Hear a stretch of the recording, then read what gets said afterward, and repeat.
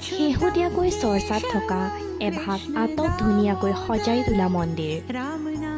মন্দিৰভাগৰ নাম হৈছে ভক্তিকুটীৰ মন্দিৰ আৰু গুৱাহাটী মহানগৰীত অৱস্থিত এই মন্দিৰভাগ ভক্তৰ অগণন ভিৰ দেখিবলৈ পোৱা যায়।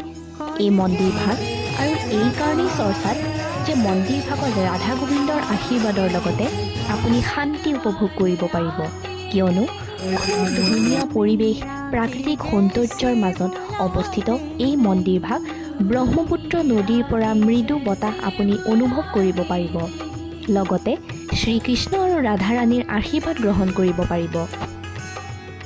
এই মন্দিৰভাগৰ আৰতিৰ সময়বোৰো মই আপোনালোকক স্ক্ৰীণত দেখুৱাই দিছোঁ। আপোনালোকে আৰতিৰ সময়খিনিত নিশ্চয়কৈ আহিব। মন্দিৰভাগৰ আৰাধনা কৰিবলৈ প্ৰতিদিনেই ভক্তৰ অগণন ভিৰ।